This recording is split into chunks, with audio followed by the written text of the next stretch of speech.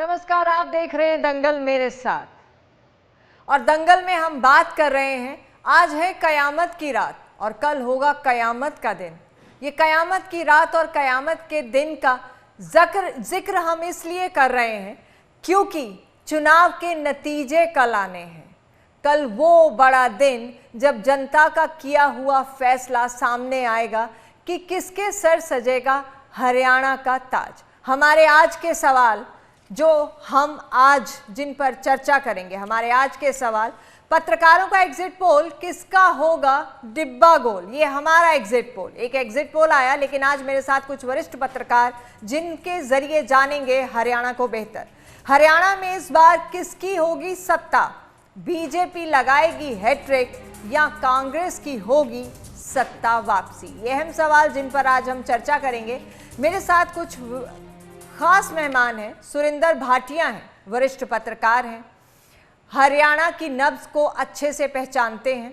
विजेंद्र बंसल हैं, नरेश चौहान हैं, शंभू जी हैं, सभी वरिष्ठ पत्रकार जो हरियाणा को बेहतर समझते हैं। इनकी नज़र से हम समझेंगे कि क्या कहते हैं ये। सुरिंदर भाटिया जी, ज्यादा चर्चा ना करते हुए सीधा पहले आपके पास आऊंगी और आज हम ज्यादा चर्चा में वक्त जाया नहीं करेंगे, पॉइंट टू पॉइंट बात करेंगे क्योंकि वक्त कम है और लोग भी बेकरार हैं ये समझने के लिए कि आखिर कल होने क्या वाला है। 90 विधानसभा हलके। पंचकुला से अगर मैं शुरुआत करूं तो पंचकुला, कालका और पंचकुला, सुरिंदर भाटिया जी, क्या ये मेरी नजर में ये दोनों कांग्रेस इस पर एज पर है? नहीं, निश्चित रूप से कालका से प्रदीप चौधरी जी और चंद्रमोहन बिश्नोई पंचकुला से सीधे सीधे जीतने जा रहे हैं। हाँ। पंचकुला में लीड अधिक होगी और प्रदीप चौधरी की लीड कम हो सकती है क्योंकि शक्ति रानी ने वहां पे जिन साधनों का और प्रयोग किया है उसको लेके लगता है प्रदीप चौधरी हो सकता है 7-8 हजार से जीते, लेकिन ज्ञानचंद गुप्ता बड़ी हार की ओर जा सकते हैं, 10 से 15 हजार की हार हो सकती है। बेहतर। अंबाला क्योंकि इंपॉर्टेंट है, यहाँ पर आपका क्या कहना है? मेरे नज़र में मुलाना कांग्रेस अंबाला सिटी, कांग्रेस अंबाला कैंट में बेहद फाइट नजर आ रही है। ऐसा है, इस बार हो सकता है अनिल विज जी भी जो 6 बार के विधायक हैं, 7वीं बार उनको पहुंचने का मौका ना मिले। हाँ। और चित्रा सरवारा जो पिछली बार इंडिपेंडेंट होने के बावजूद लगभग 20,000 मतों से चुनाव हार गई थी, इस बार लगता है वो जो है इंडिपेंडेंट चुनाव जो जीतने वाले हरियाणा में लोग हैं उनमें से प्रमुख हो सकती हैं। लेकिन उनका मुकाबला जो है अनिल विज से है, मार्जिन कम रहेगा लेकिन कड़ा मुकाबला है। चित्रा को मैं दूंगा बेनिफिट। चित्रा इस बार उनकी टिकट कटने से उनके साथ सहानुभूति भी है और कांग्रेस की लहर भी है और सबको पता है कि अगर कांग्रेस की सरकार आती है, चित्रा जीतती है तो वो कांग्रेस के साथ ही अल्टीमेटली जाए। पिता पुत्री दोनों ही चुनावी मैदान में है। इंटरेस्टिंगली यहाँ पर भाटिया जी दोनों जीत रहे हैं। हाँ, चित्रा को 50-50 है, लेकिन निर्मल सिंह जी तो बिल्कुल जीत रहे हैं। नरेश चौहान, आप इस पर कुछ कहना चाहेंगे? नहीं, ठीक कह रहे हैं भाटिया जी। हाँ। हम तो दूसरे छोर पर बैठे हैं, लेकिन हवा का रुख वहां से ही चलता है। जीटी रोड बेल्ट और दक्षिणी हरियाणा, विशेष रूप से अहिरवाल, हाँ। ये दोनों कॉम्बिनेशन कहीं ना कहीं 2014 और 2019। नरेश जी, अभी क्योंकि चर्चा सिर्फ अंबाला पर कर रहे हैं, दक्षिण हरियाणा की तरफ भी आएंगे। यमुनानगर में अगर भाटिया जी मैं आपकी राय लेना चाहूं तो जगाधरी, अगर हम अंबाला की सीटों पे बात कर लें जी तो नारायणगढ़ में जो मुख्यमंत्री नायब सिंह सैनी की कभी 2014 में सीट थी, हाँ। लेकिन वो करनाल से नारायणगढ़ इसलिए नहीं गए क्योंकि वहां उनकी स्थिति बहुत कमजोर हो सकती थी। वहां शैली चौधरी पिछली बार भी 20,600 वोटों से जीती थी और इस बार हो सकता है उनका मार्जिन और ज्यादा हो जाए। मुझे ये लगता है अगर मुख्यमंत्री नायब सिंह सैनी को वैसे नैतिक रूप में नारायणगढ़ से चुनाव लड़ना था, लेकिन वो इसलिए नहीं गए क्योंकि वहां कमजोर स्थिति थी। मुलाना में भी पूजा चौधरी और संतोष सारवान के बीच मुकाबला है और ये लगता है कि उनका वहां पे पूजा चौधरी को ही मैं बेनिफिट दूंगा, संतोष सारवान को नहीं। जमुनानगर की अगर आप बात करेंगे, साढौरा में रेणु बाला पिछली बार भी 17,020 वोटों से जीती थी और इस बार भी वो बड़े मार्जिन से चुनाव जीत रही हैं। जगाधरी में अवश्य मुकाबला है अकरम खां और कंवरपाल गुर्जर। मुझे लगता है कंवरपाल गुर्जर चुनाव हार रहे हैं और अकरम खां वहां चुनाव जीत सकते हैं। वोटिंग परसेंटेज भी काफी रहा इस बार वहां। जमुनानगर की सीट ट्रायंगल फाइट हो सकती है। इनेलो बहुजन समाज पार्टी के दिलबाग सिंह पिछली बार भी 1455 वोटों से हारे थे, इस बार मुकाबले में है, लेकिन कांग्रेस की लहर को देखते हुए हो सकता है रमन त्यागी और यहाँ पे। हाँ जी जी जी जी, यहाँ ट्रायंगल फाइट है, लेकिन कांग्रेस को मैं बेनिफिट दूंगा और रमन त्यागी और दिलबाग सिंह के बीच कहीं मुकाबला ना हो जाए, ये देखने वाली बात होगी। और एक रादौर की सीट ये अवश्य है भारतीय जनता पार्टी को जा सकती है। श्याम सिंह राणा जो लाडवा के साथ लगती सीट है, वो अवश्य जो है वहां पे श्याम सिंह राणा को एज है। विश्वनाथ सैनी वहां से चुनाव लड़ रहे हैं, ये सीट अवश्य है। एक सीट जमुनानगर और जगाधरी में ऐसी है जो बीजेपी को एक सीट जा सकती। बेहतर। विजेंद्र जी, आप इस पर कोई अपनी टिप्पणी करना चाहेंगे? देखिए, मैं मूलतः सुरेंद्र भाटिया जी की एक एक सीट के आकलन से सहमत हूँ और पूरे हरियाणा में जिस तरीके का हमने ग्राउंड लेवल पर, ग्राउंड जीरो पर जो माहौल देखा, हाँ। उसके बाद यही स्थिति निकल करके आती है कि कालका में प्रदीप चौधरी, हाँ। अम्बाला शहर में निर्मल चौधरी, यमुनानगर में अगर हम कह सकते हैं तो वो घनश्याम अरोड़ा थोड़ा सा मुझे लगता है कि इस बार फाइट में ठीक है। पंचकुला में चंद्रमोहन बिश्नोई जीत रहे हैं और मुलाना में पूजा चौधरी, रादौर में जरूर एक श्याम सिंह राणा इस बार हमें आगे नजर आए और नारायणगढ़ में शैली चौधरी चुनाव इस बार जीत रही है।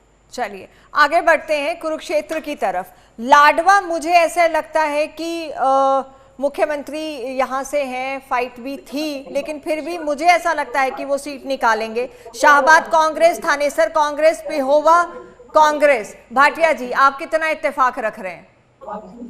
बिल्कुल थानेसर सीट पे अशोक बरोड़ा बड़े मार्जिन से जीत रहेंगे।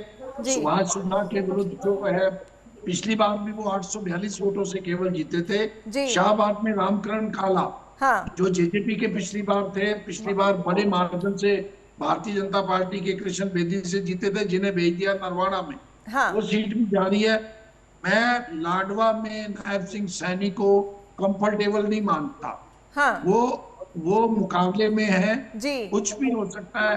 अगर जाट मतदाता ने इस बार, पिछली बार सपना बड़शामी को 15,000 मत मिले थे, अगर इस बार सपना बड़शामी 10,000 पे रह गई, जैसा कि जो जाट मतदाता कांग्रेस की ओर ज्यादा गया, तो नायब सिंह सैनी के लिए मुश्किल हो सकती है। मेवा सिंह वहां कड़े मुकाबले में है।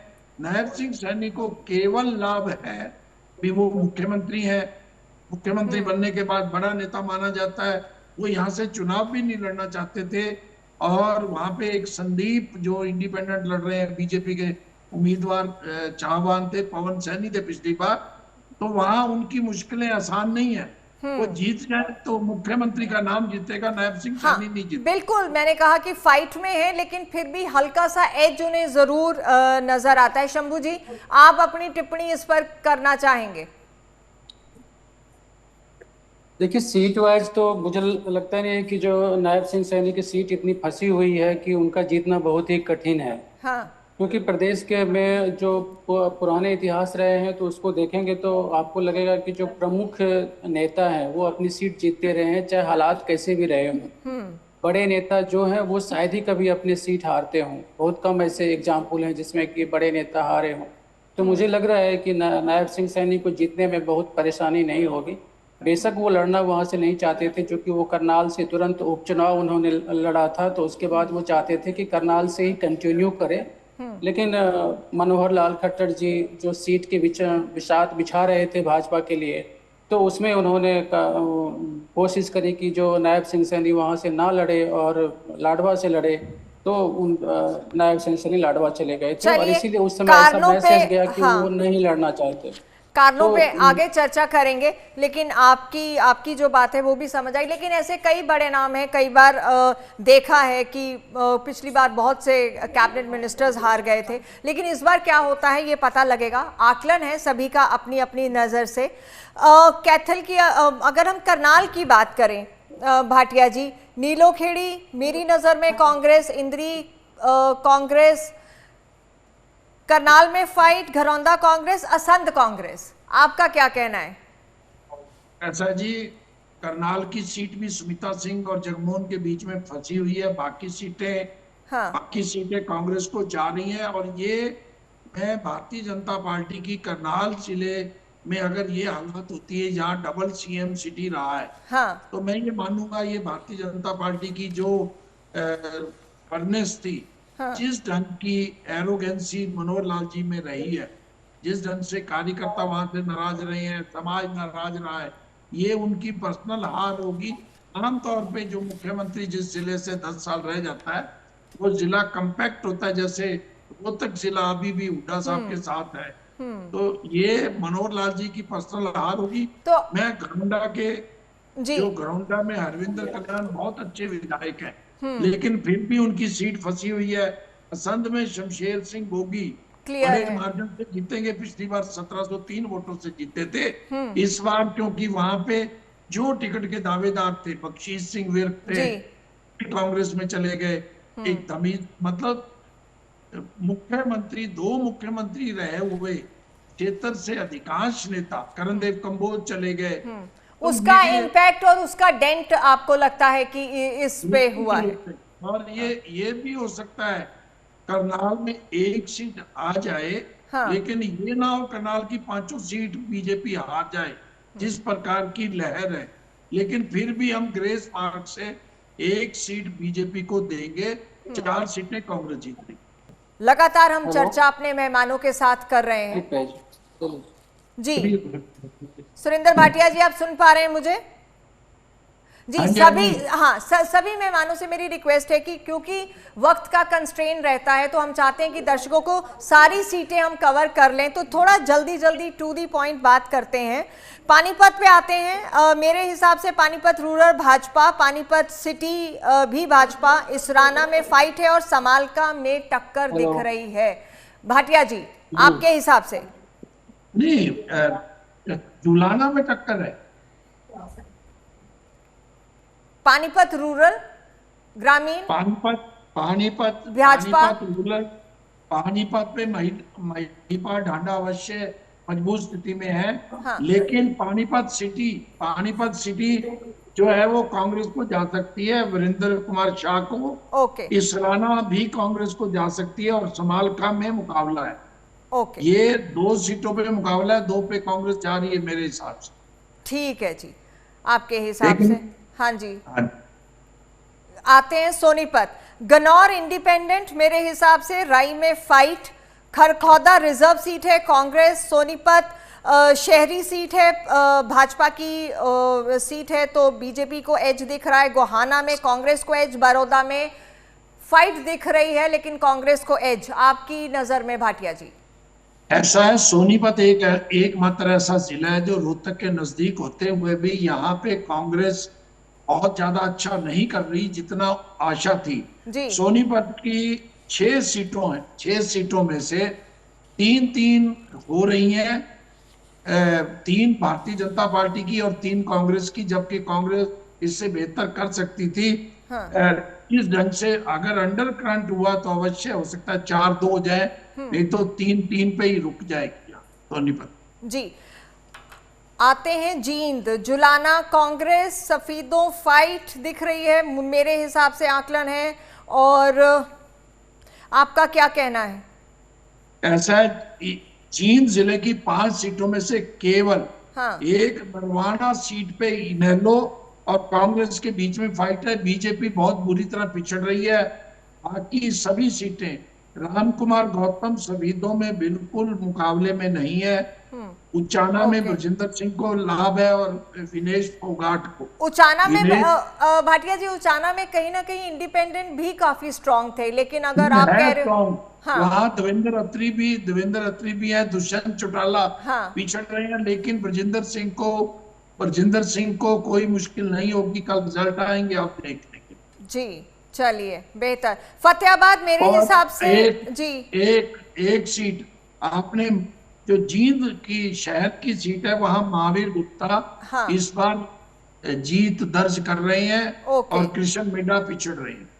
ठीक है। फतेहाबाद, टोहाना, फतेहाबाद और रतिया, मुझे लगता है इन तीनों में कांग्रेस को एज है। बिल्कुल, तीनों आराम से, और सबसे ज्यादा सुनीता दुग्गल जो सिरसा के सांसद थी, वो रतिया से बड़े मार्जिन से आ रहेंगी। देवेंद्र बबली बड़े मार्जिन से आ रहेंगे, और सबसे कम मार्जिन रहेगा दूडाराम का फतेहाबाद। ओके, सिरसा एक इंपॉर्टेंट कॉन्स्टिट्यूएंसी, और सिरसा में मेरे हिसाब से सिरसा में कांग्रेस गोकुल सेतिया आगे हैं। एलनाबाद में बहुत टफ फाइट है, सबसे ज्यादा वोटिंग वहां हुई है, कुछ भी हो सकता है, हालांकि अभय चौटाला यहां से हमेशा जीतते रहे हैं। रानिया में आपका क्या कहना है, डबवाली एंड कलावाली?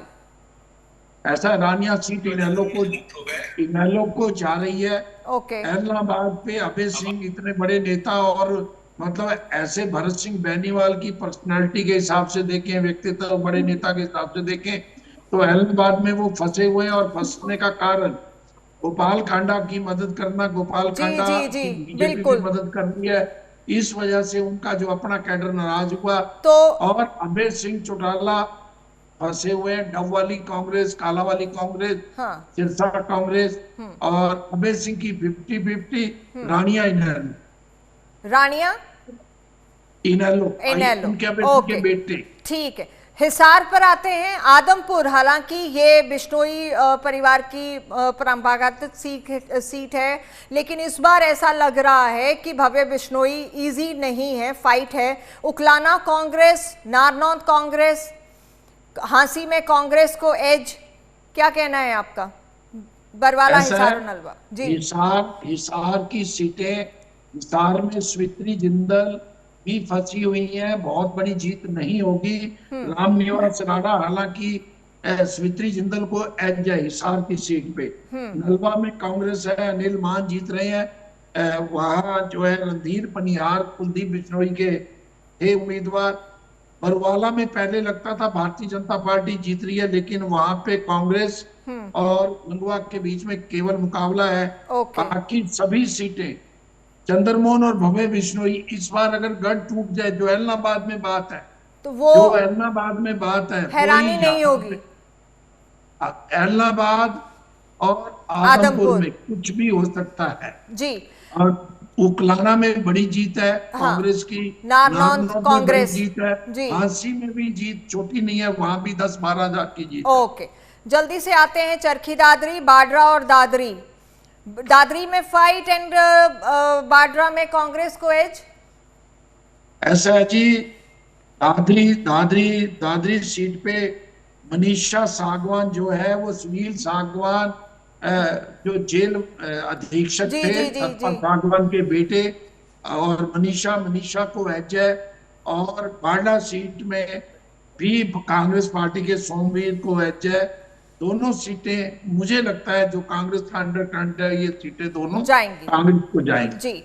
भिवानी एक अगेन इम्पोर्टेंट, तो शाम अभी तक जो खबरें हैं फाइट में हैं, लेकिन श्रुति चौधरी को हल्का सा एज लग रहा है। भवानी खेड़ा बीजेपी, भिवानी और लोहारू में फाइट है, कुछ भी हो सकता है नहीं, या कृषि मंत्री जेपी दलाल हार रहे हैं, जयवीर ओके। पलटिया जीत रहे हैं। ओके। भिवानी एक ऐसी सीट है भारतीय जनता पार्टी की हाँ जहां मैं वो भाषा नहीं बोल सकता, सबसे शुद्ध या सबसे जो घनश्याम शराब बिल्कुल किस्मत बिल्कुल के धनी वो चौथी बार जीत रहे जीतने जा रहे हैं। ओम प्रकाश, कामरेड ओम प्रकाश, हाँ जो 90 में से सबसे जो उपयुक्त एमएलए होने चाहिए थे, हाँ वो चुनाव हार सकते हैं और घनश्याम शराब जीत सकते हैं। तो शाम में फिर एक गढ़ टूट सकता है, लेकिन मुकाबला कड़ा है दोनों भाई बहन में।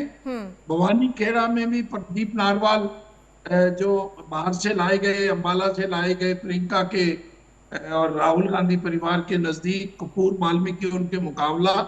लेकिन भिवानी जिले में हम ये कहेंगे 2-2 भी हो सकती हैं, 2 कांग्रेस 2 बीजेपी। 2 बीजेपी।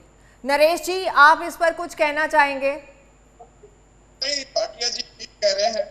अब इसी प्रकार रहने की तो सामने से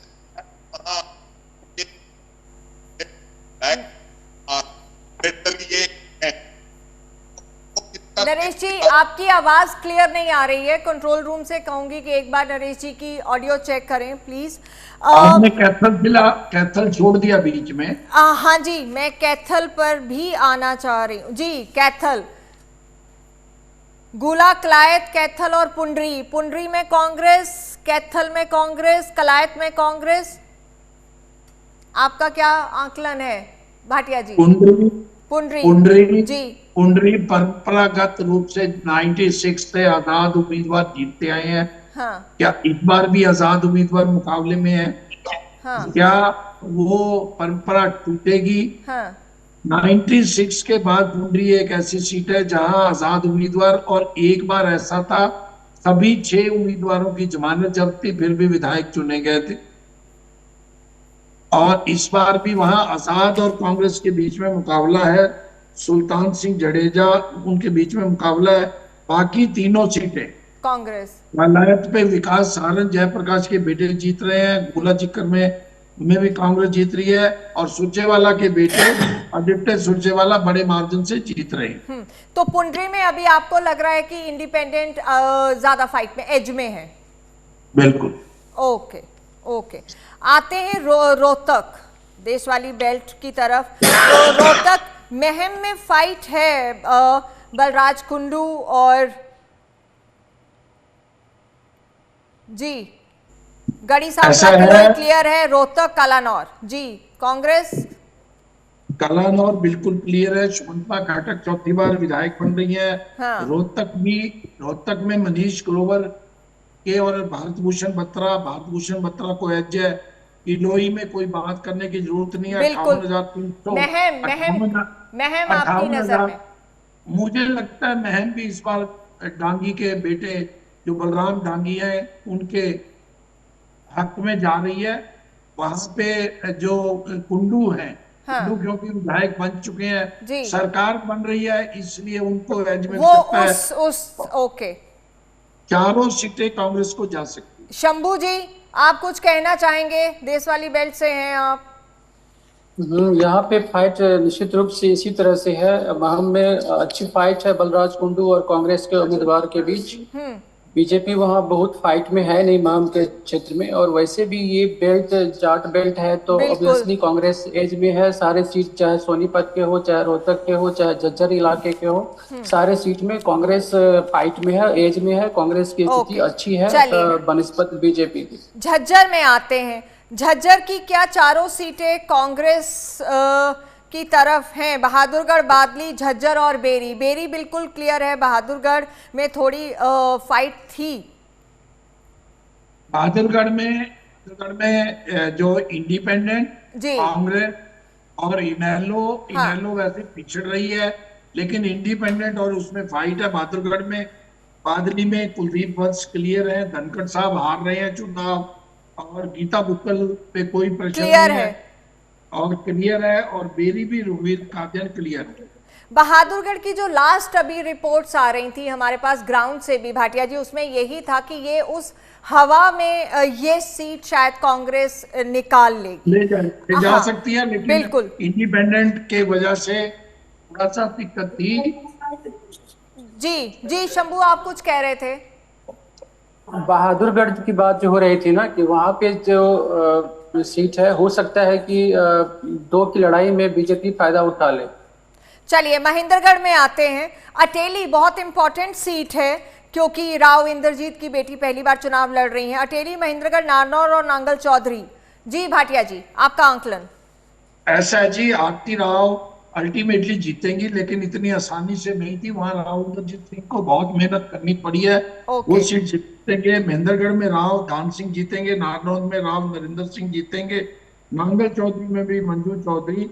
अभय सिंह यादव एक अच्छे विधायक रहे हैं, ब्यूरोक्रेट्स रहे हैं, लेकिन वो भी सीट ये हार सकते हैं। एक सीट केवल एक सीट जारी है बीजेपी। इस बार मैं आपको बता दूं, अहीरवाल में 14 में 11 में से 10 सीटें बीजेपी थी, 19 में 8 थी। इस बार पूरा अहीरवाल की 11 में से 3 केवल बीजेपी और 8 कांग्रेस की। जी रेवाड़ी पे आती हूँ। कोसली कांग्रेस, ये नहीं मान सकते। हाँ जी, मैंने कहा इस तरह से आकलन नहीं मान सकते कि अहिरवाल में बीजेपी काफी स्ट्रांग है। ओके, आते हैं, अभी डिस्कशन पे भी आ जाएंगे आपके पास। जल्दी से बावल, कोसली और रेवाड़ी पे आ जाते हैं भाटिया जी।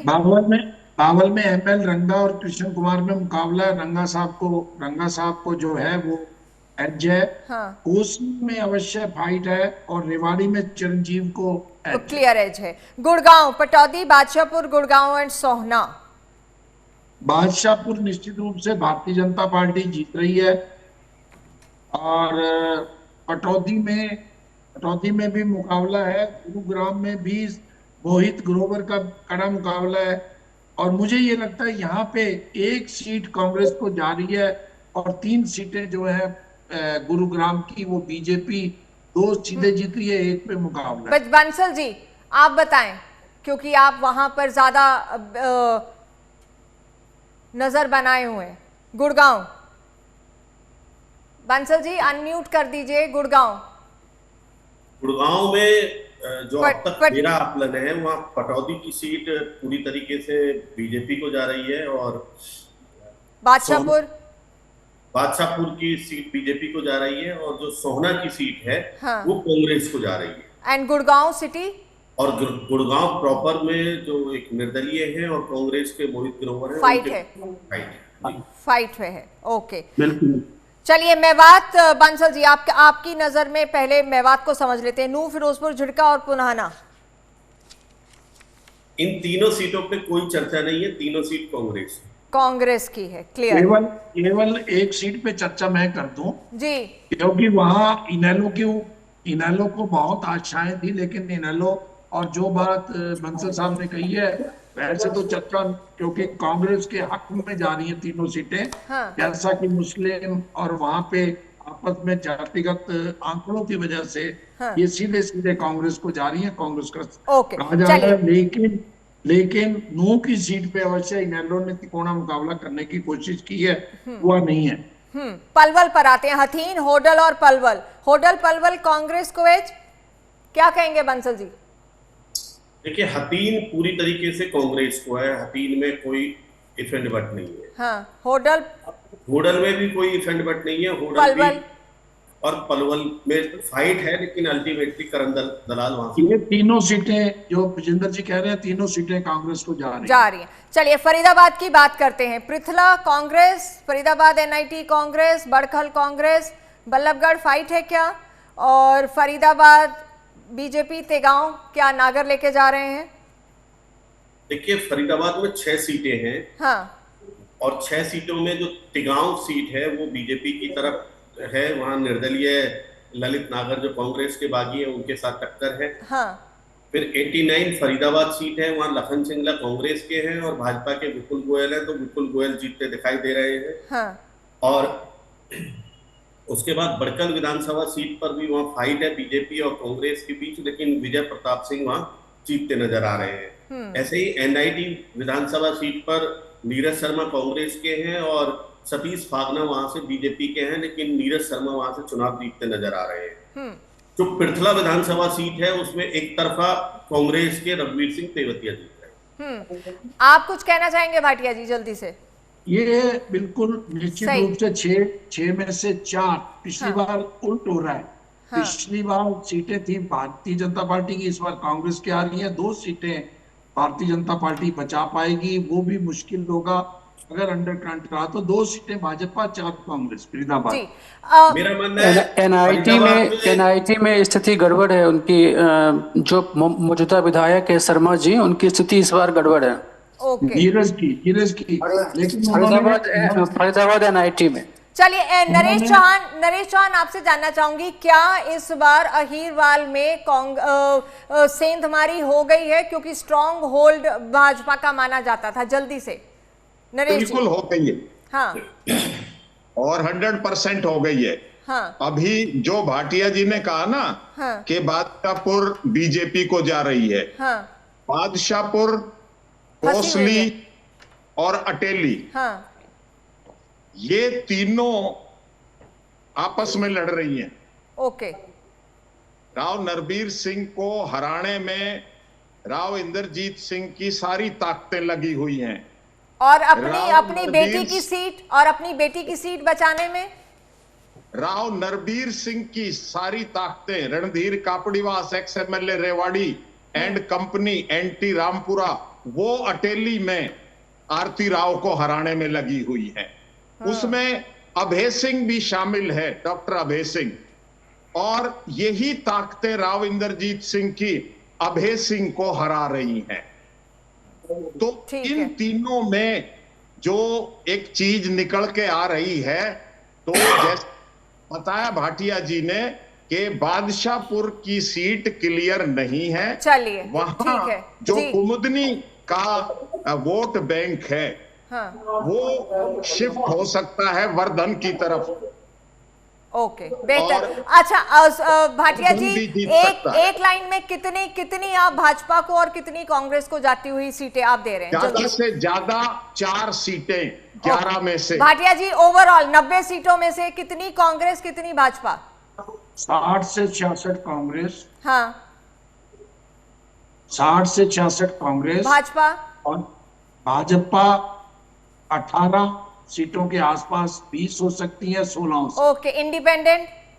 इंडिपेंडेंट 4 और इनेलो हाईएस्ट 3। जजपा 0। जजपा आम आदमी पार्टी 0। नरेश जी, आपका भी यही है? मेरा यही है। और इसमें एक तर्क है हमारे पास जी। जो 2019 में जो 14 में 26% वोट मिला था आईएनएलडी को, वो 19 में 15 प्लस 2.5%, 17.5% रह गया। वो 15% कांग्रेस को आ रहा है। ओके नरेश जी, माफी चाहूंगी, मेरे पास वक्त की बेहद कमी है। बंसल जी, आप भी इसी आंकड़े पर सहमत हैं? मुझे वाइंड अप करना है। मेरा एकदम एक्यूरेट जो आंकड़ा है वो 3 इनेलो है, 61 कांग्रेस है, और 23 बीजेपी। ओके, शंभू जी। नहीं, मैं इस आंकड़े को ये नहीं कहता कि मेरा सेम आंकड़ा है। ये 50 की से के आसपास हो सकता है कि कांग्रेस चली जाए। ओके। लेकिन पॉसिबिलिटी कांग्रेस और बीजेपी दोनों की उतनी ही है। ओके, मैं इस आंकड़े पे नहीं जाना चाहता। चलिए, बेहद शुक्रिया आप सभी मेहमानों का इस कार्यक्रम में जुड़कर अपनी बात रखने के लिए। तो एक एग्जिट पोल थे और एक आंकड़े जो हमारे वरिष्ठ पत्रकारों ने जो ग्राउंड पे रहे हैं इस पूरे चुनाव में, उन्होंने बताए। अब जनता ने क्या फैसला किया है इसका तो सुबह पता चल ही जाएगा। फिलहाल लेते हैं आपसे इजाजत। नमस्कार।